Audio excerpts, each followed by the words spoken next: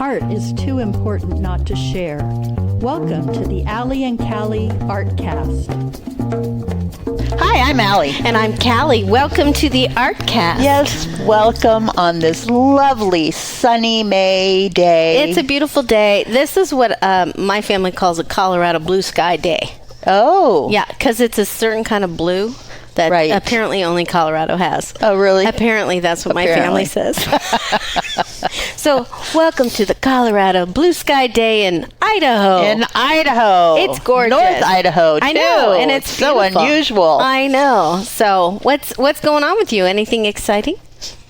Well, I got my garden planted. Oh, good. And I feel really good about that. Yeah, I did some seeds, a bunch of zinnias, and then I'm going to do some other ones that I don't remember the name of. They're blue flowers, and then I'm going to do some basil. Nice. I love basil. Yes. And then what else? Oh, today my dad and my sisters closed on a house. Nice. So they're moving closer in out of Kukalala.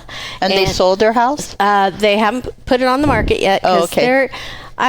They do things differently. They just want to be out and then clean it, and then they're going to sell it. There you go. You do you. Well, when you can do that, that's... I know. Yeah. So I don't know how they're doing it. I know. Exactly. So, and my son Connor is doing van living again. Oh, yeah, that's right. Yeah. Well, good for him. I know. He said today he's very happy. Loving life. Back in the van. Yeah. And I'm selling my sister's house, too, by the way. Oh, that's right. Yeah. So we had a showing today. So maybe, and then we'll buy a different house that's a little newer and, So we got lots of real estate going on here. Ooh. Woohoo. But all is well. Good. So we're happy to be here in our beautiful lake town. Speaking of lakes. Oh, speaking of lakes. God, what a great segue. Thank you. I thought that was good. So good. We are here with Abby Light and Mary Hanlin. Yes. And they are with the Arts and Culture Alliance, the Coeur d'Alene Arts and Culture Alliance, which is doing this Living Lake project. And we are here to find out all about what this is. Yes. Welcome. Hi. Thanks, guys. Yes. So happy to be with you. Yeah. We love you guys. So we got these cute little stickers. Can't wait to put that on my car.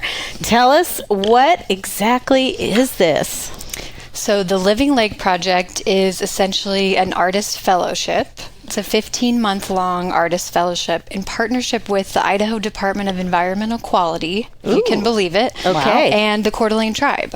Awesome. Yay. So those are our two core partners, and the whole idea of the fellowship is to basically get these artists to learn about the pressing environmental challenges that we're faced with, specifically that our lake is faced with, and get them to learn about it, process it through only the way that artists can, which is through their unique creative lenses. And so the goal of the project is to communicate the issues with the lake to the public so that they can understand what's going on, and so we can all kind of work together to learn about but also reimagine what a healthy lake could look like. Oh. Yes. And is it just Coeur d'Alene Lake? It's Coeur d'Alene Lake as kind of our main lake, our gem. But of course we have tons of lakes in North Idaho, and this project, it's a 3-county project. So we have artists from Kootenai, Shoshone, and Benewah counties. Wow. And that is kind of our watershed. That makes up our watershed, as we learned. Yes. Learning so much right along with the fellows. Right. There's so much. There's a lot that I think you kind of just pick up living in Coeur d'Alene in North Idaho about the lake and lake health and the Superfund site, but you don't really get like the nitty gritty. Like, we're learning kind of embarrassingly which mines are in Kellogg, which mines are in Wallace, because when you live down here in Coeur d'Alene, Post Falls, Hayden, it kind of becomes common to just lump everything in the Silver Valley as the Silver Valley. Right. But there's differences in what's happened up there, the histories in the communities, the histories of the individual mines, and how that impacts the watershed even still today and into the future. So it's been really interesting, and it's kind of been a fire hose of information turned on for us and the fellows. And just jumped right in and are getting our hands dirty. Great. Learning a bunch. That's There's a lot of Right. stuff going on down there that we Yeah. had no idea about. Okay. So we are excited to learn about it. But yes, it is mainly Coeur d'Alene Lake. But as Mary said, everything is interconnected. So everything that happens up in the mountains trickles down to the lake, through the rivers, through the watershed, all the runoff from our lawns, everything goes back to the lake. Yep. So we are working with some great small lakes coalitions that are around, like Priest Lake and Fernan Lake. They all have their individual associations. Oh, Right. good. So we're kind of trying to integrate with them and see what they're already doing that's working. Yep. But public engagement is really the essence of this project. The DEQ was like, we're losing our funding Yeah. for community engagement, public outreach. We need help. And so our co-creator in this project, Daria Pilgrim, came to us with Jake Geringer from the U of I, and they talked to the DEQ about this problem they were having, and they were like, the Arts and Culture Alliance has this great monthly meeting called Arts Buzz. Why don't we go there and see if anyone's interested in this? So they did, and of course we were all like, yes, Let's Yes. do this. Let's We do need it. this. We've been looking for a project that would kind of go beyond arts and culture, that would unite us all. So it was kind of perfect timing. We applied for the grant and partnership through the EPA, which is something that I never would have considered or thought about. Right. But again, thanks to Daria and Jake and the DEQ, it got us thinking beyond arts and culture. And funding is being cut for arts and culture, so we had to think outside the box. Yes. Right. And then we had to think outside the box again because Daria came 2 years ago Yeah. with this idea as part of an economic development fellowship that she's a part of that had all of those fellows in that program bootstrapping arts districts and areas and different projects. Right. And so she was able to come to this community, see a need, and help us track down resources and navigate that grant process. And then they had to turn back around and fight it out in court to secure the grant as funding was being clawed back at the beginning of Right. the year. So we actually thought we were really, it's been a bit of an emotional roller coaster for the people that have been Working on the on path it. the whole time, right? Yeah, because we Yeah. were really excited, put in a strong application, assumed that it wasn't going to happen. Right. And it was, And then it did. Yeah. And then the Yes. courts were on the side of the EPA and Which is- securing the funding That's and They realizing awesome. the project. Yeah. A miracle, I was going to Yes. say. And that was the thriving communities Yes. kind of going toe to toe with the EPA to get the funding. So thriving communities help small organizations get giant grants and help them navigate the reporting process, which would be insane without their help. Right. Right. So they are kind of like our guardian angels, and they're our helping offices in Portland, Oregon. Yeah, So they 'cause kind this- of help us navigate. Yeah. Because this is a whole new kind of project. Right. Does this happen anywhere else? Has this happened in other states? Yes, we modeled it actually after a program in Minnesota called Oh. Springboard for the Arts. And they kind of helped us with the model of the project. So they have a connect, repair, and reimagine model that we used. And they have a great guidebook of all these real life examples of how artists kind of transform really complex data and information into cool art projects. Wow. So kind of an example too is like the fire breathing dragon Yes. at the wastewater treatment plant. So we do have little examples that we can look to, but this type of fellowship we haven't seen in Idaho yet. We know that there's lots of other things going on, like the Idaho Water Research Institute does a great program with students here at Lake City High School, and they get to learn about the program, but not with artists. Yeah. So this is kind of a cool A new thing. Yeah. Yes. That's awesome. But it has been done with like the Department of Transportation and other kind of departments that you wouldn't think arts and culture coincide with. So there are good examples, but Springboard was kind of like our holy grail. Yeah. in building this. Nice. Oh, that's great. Yeah. So what's been the process? You're obviously looking for artists. Or you have the artists. And do you have them all now? We have the artists. Yeah. We Awesome. had 45 artists apply. Wow. We picked 10 artists. Each artist gets $10,000 to do their project. And throughout the 15-month fellowship, they'll be kind of doing a deep dive into the lake. Yep. And kind of using the funds to make a project about a specific topic that really jumped out to them from the long list of issues that they have to choose from, like historic mining, algae blooms, and water quality. So we have 10 artists from all 3 counties. Yep. And we could go through the artists. Should we talk Let's here? hear it. Do you A bunch wanna- of different mediums, and Yeah, I would love it. So we've got, like Abby said, we've got artists from all 3 of the counties: Kootenai, Benewah, and Shoshone. And so we have Kate Lund, who is teaching up in the Silver Valley. We have Jonathan Nomi, who is a member of the Coeur d'Alene tribe and a fancy dancer. Nice. Bobby White, also Bobby. a member Oh, of yeah, the we tribe. know Bobby. And Bobby. Yeah. leading.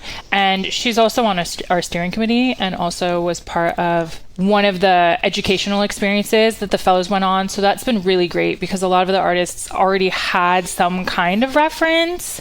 We have Jen Erickson, who teaches down at North Idaho College and does some abstract artist work. Christina Villagomez, who has her Fifth Dimension tattoo studio, but she also does sculpture and installations. Oh, cool. We've got Jessica Bryant. You guys Oh, know yeah, Jessica. of course. Watercolor Jessica. artist, and she has a lot of already information about what we're learning because she's went through a lot of it as her kids were doing field trips and stuff. Oh, that's cool. great. Yeah. So we also have Duncan Menzies. I was and gonna say, I Oh, need Duncan. does Yes. all sorts of different stuff: performance, installation, textile work. Gabrielle Lewis, Yep. illustrator, the mural artist who did the new Welcome to Coeur d'Alene mural. Oh, She's nice. amazing. Great. And Jenny Pissarro, the Coeur d'Alene Poet Poet laureate. Laureate. Oh, Which, yeah. as you can imagine, Love is, that. Yeah. incredible for a project like Right. this. Also, Oh, Sarah Thompson Moore. Oh, Yes. Sarah's awesome. Sarah is incredible. So a really good mix of public installation artists, poets, writers, creatives, and then a world champion fancy dancer. It's a really cool mix. Yeah. So when will they present or perform, or how does that happen? When does that happen?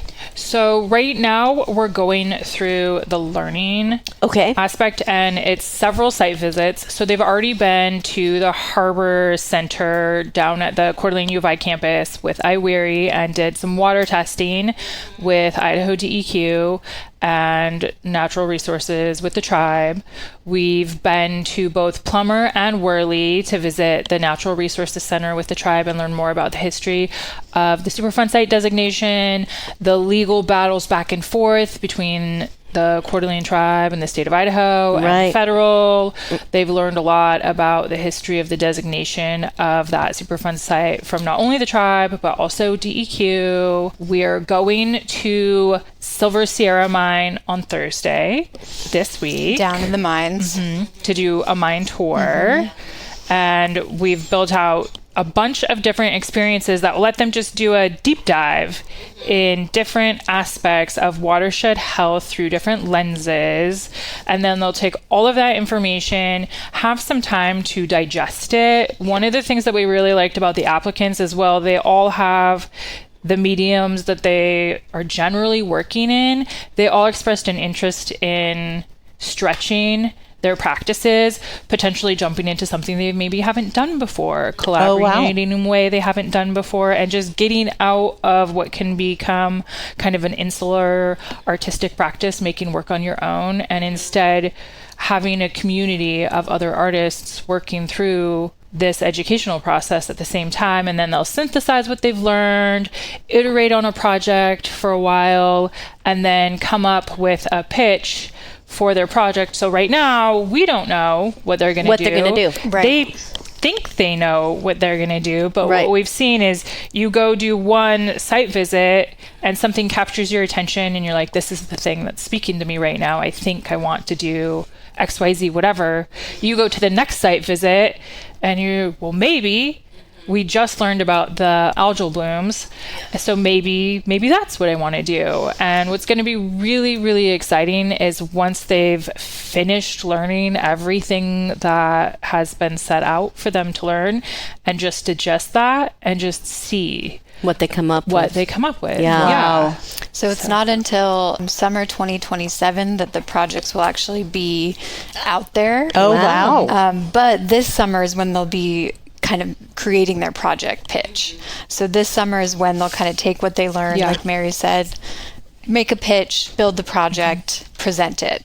And it's not going to be in the traditional kind of gallery exhibition format. We're asking them to think more community, more grassroots. How can we reach people where they're at? Right. In community oriented places. So yeah, so that's the timeline. But we have Nice. lots of little touch points along the way in our social media so people can see kind of what the artists are doing, and we'll have some in between mini exhibits so that people can kind of look at some of these things like the microorganisms we're Right. studying and how does an artist translate that. So there'll be little ways Yeah. to engage before the big reveal. And most of them are also still making other work. Right. Working on other projects. Right. Yeah. Gallery shows. Yeah, because they're active artists. Artists, Yeah. right. Yeah. So what was the criteria that you used to choose your artists?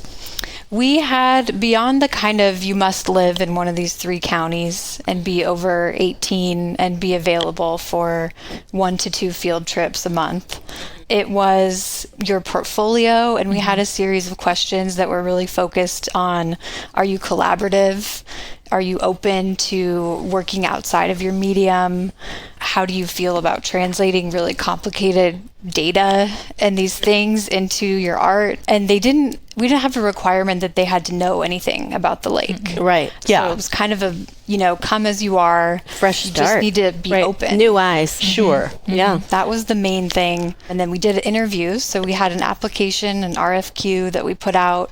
And then we did interviews with our top artists and then whittled it down from there. We have Wow. a great steering committee made up of awesome community members. We have Emerge on the team and like the Idaho Conservation League, all these amazing people that helped us kind of think about, would this artist be a good fit for this? So yeah, it was very involved, open process, I would say. Wow. It sounds great, and it sounds like it would be great to tie in with the schools somehow, Yes. as, other field trips for, I don't know if schools go on field trips anymore, but this sounds like when you do get those installations or whatever, that some of these might be perfect opportunities for the kids to learn, like we used to have field trips and go Yeah. learn about, Right. go to Cataldo or go to wherever they go anymore. I don't know. Yeah, I think funding does get cut Yeah, for field you- trips a lot. So Yeah. that's another way to think about something like the fire-breathing dragon, how it's like, how can the wastewater treatment help bring kids there? Yeah. And we are trying to think about that too with some of our Right. partners. Yeah. Like, how can the DEQ use this project to help reach Reach the kids? Because it would be great to educate the younger generation as well as all the generations. Yes. Yeah. But, because they're the ones that are going to benefit from it, Definitely. Yeah. Yeah. Keep it going. Yes. Our gem. Need shirts, hats, signs, or stickers? If you can dream it, Pyramid Printing can print it. For over 25 years, Pyramid Printing has been a Coeur d'Alene favorite for screen printing, embroidery, banners, and more. Big job, small job, no problem. Just give Eric a call and let the local pros take it from there. Email info@pyramidprintingcda.com or call 208-664-0254 or visit pyramidprintingcda.com. Pyramid Printing, printing made easy and done right. Looking to bring big flavor to your next event? Scraps Barbecue has you covered. From golf tournaments and sporting events to corporate gatherings, weddings, and family celebrations, Scraps Barbecue delivers unforgettable food wherever you need it. Their commercial kitchen can be on site, or they'll bring a fully catered meal straight to you.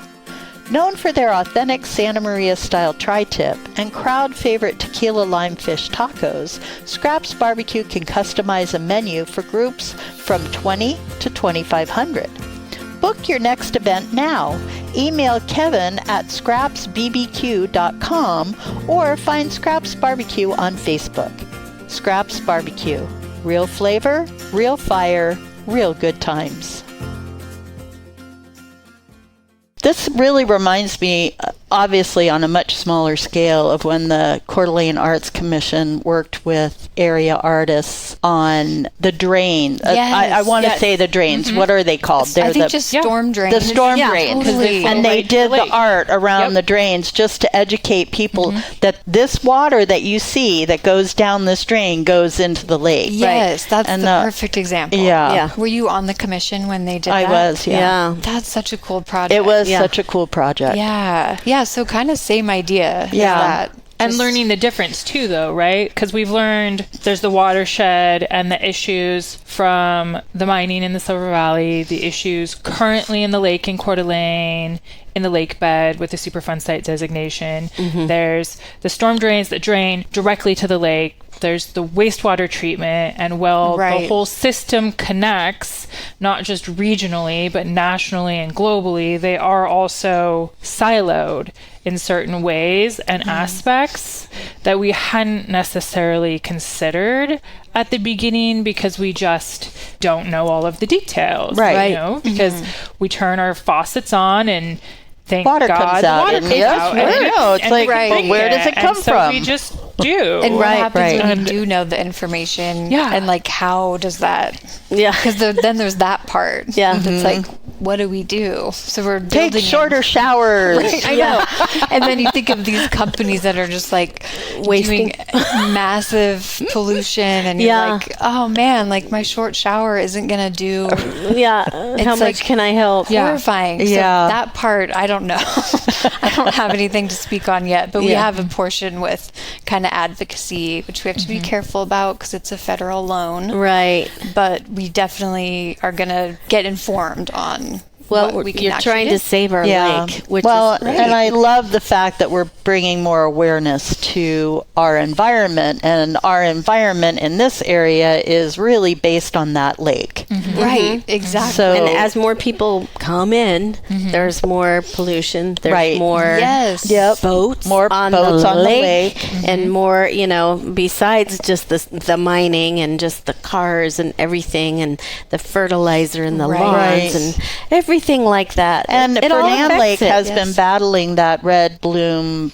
algae or the whatever blue it's algae? called. About that the other day. Well, And that so much about the algal blooms, and also even learned that there's still so much that the scientists don't know for sure, that they're learning, and how to navigate these blooms and how to make sure that the public is safe. Right. And they don't have funding to test and them. there's no funding to test the blooms anymore. So any lakefront homeowners association that wants to be able to ensure that the water is safe to swim in will have to find their own way to test that water, and they all because come there's to no the meetings, the Right. DEQ meetings. And, interesting that I actually worked with the Fernand Lake Recreation Association, I think. Really? Okay. And they had actually received a very high dollar grant to help them clean up that lake. Wow. And I don't know all the details, but somehow the grant was rescinded. And it's really sad It's too bad. because Yeah. that would have been, a game changer start. for that lake. At least a start. Yeah. But potentially just for a season, we learned some of the ways that you can mitigate those blooms will work one time Oh, for really? one season, to the tune of $1 million to mitigate a bloom on a lake. Wow. And then next year, You have to do right it all back. over again. You have to do it all So over they again. said the public engagement was their number one tool, and so our ears like perked up. You're like, Right. we got to do That's this. what- We got to let them know. They're all saying that. They're Yeah. all saying public engagement is their issue. So then it's like arts and culture. It just is an obvious fit. That's what they Right. do best. Right, Yeah. because artists will bring their own unique way of communicating to the public about what the issues are, and I Yeah. think in an interesting and engaging way. Yes. So Exactly. great I love- idea. yeah, that is You going nailed to be Wow. tremendous. So the project really won't be done until late 2027, but Summer. you've got a lot of Planning. phases to go through. So I know that we plan on later this summer or maybe in the fall doing a follow-up and maybe talking to Couple of the a artists. couple of the Yeah, artists absolutely. Yes. and see what they've learned about the project. Yeah. That I think would it's be really- fascinating. Yeah. I mean, I just remember like growing up in the 70s and 60s. That, we were very, don't pollute, that whole, the Native American and With the tear. tear. And just, I feel like there was a whole generation that we just stopped talking about it. Right. And it hasn't stopped, it's just getting worse, It's the overpopulation and that we just don't care for our surroundings as much, Right. and we're just not aware. That's Right. what I Right. think. Yes. We don't even think about it, and this is what a great way to do this. Yeah. And we, Yes. the lake, this is Coeur d'Alene. This Right. is the lake city. Yep. I mean, we got to take care of it. We need to take care of it. Yes. Yeah. And I mean, I've swam in the lake with the blue algae and got sick. And it got to the point where you just couldn't be in the lake. And that is so sad. We used to go to Fernan almost every day in the summer, and you just couldn't. You just got Yeah. to the point where you're like, it's not safe. And when, like, Right. don't take your animals. And you're like, what is happening? Right. And this was years ago.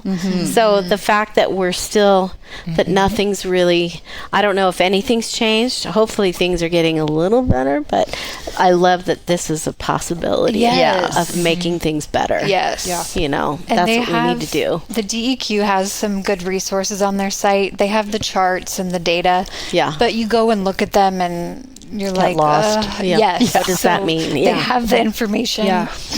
and the graphic that shows Yes. like the deforestation, and it's really impactful. But you think about what an artist could do with that data and Yeah. how it can hit you in an emotional way. So that's what we're kind of hoping for, is Connect. yes. Yeah. Get them Somebody's- to connect the idea. Exactly. So speaking of those resources, I'm assuming that the Arts and Culture Alliance has a link to the Living Lake Project where if people want to find out more information or do that deep dive into learning all about it, that information is there.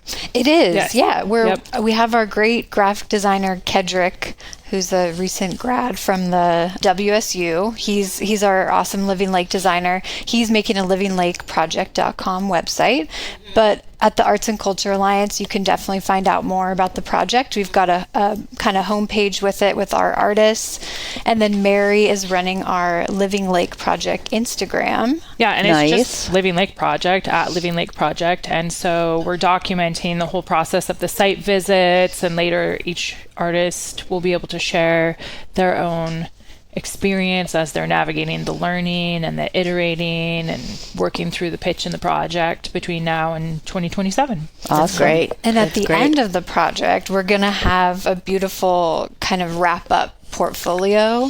So that will kind of be our way of telling the story of the fellowship, which will include lots of the data and information too. Oh, cool. Yeah. And then maybe there'll be a huge fund, a drive, and then we clean up the lake. Yeah, wouldn't that be We're something? like, what is that? A capital drive? Capital Campaign. campaign. Yeah. Yeah, and there's lots of amazing things that they're doing. There's lots of repair and restoration happening. We want to bring awareness to those too, so that people can see that there is work being done and how it's being done and why. Yeah, they're all really passionate. Everyone we've met that is working, DEQ, the Coeur d'Alene tribe, everyone, they're so passionate and they know so much, and they really, really just want everybody to be safe, right? The people, the wildlife, the plant life, everything in the systems. And it can be abstract and we don't think about because we don't see them. But, there's somebody out on the water, it sounds like almost every day, trying to make sure that these waterways are safe for us to be in and on. And then when budget constraints make that impossible for them to do, Right. they are looking for ways to be able to still make sure that the public is safe and Right. can stay healthy. And so it's kind of serendipitous timing to be able to have this opportunity to take some of this really complex, difficult history, science that can seem really hard to digest if you don't come from a science background, and to be able to have them communicate it to these artists who are so captivated with what they're learning, and these professionals who, they're so excited to see the fellows come in.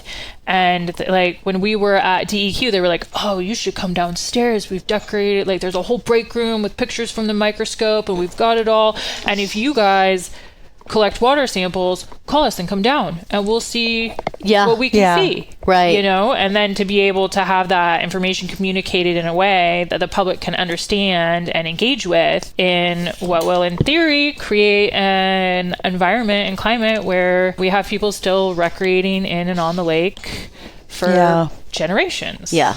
That's what we want. Yes. Right. So the website is artsandculturecda.org, and it's just the Living Lake Project. The Living Lake link Project. on that site. Yes. But eventually you'll have up and running livinglake.project.com. Yes. Thank Good. you for clarifying that. Yeah. Nice. She got it. She's All right, good. getting there. And then all the social medias at Living Lake Project. Yes. Yep, on Instagram. On Instagram. Good. That's great. Yeah, well, I'm really excited about this. I'm passionate about our environment, keeping our environment healthy anyway. And Yes. so this being able to connect art and the environment just seems like a natural. Yes. Yeah, exactly. Yeah. Yep. Yeah. A natural alliance. A natural. It made sense for the Arts and Culture Alliance, and what Allie has built over the years has all kind of led to this moment of Arts Buzz and thinking about different ways to connect and The community. Yeah. Yes. It's great.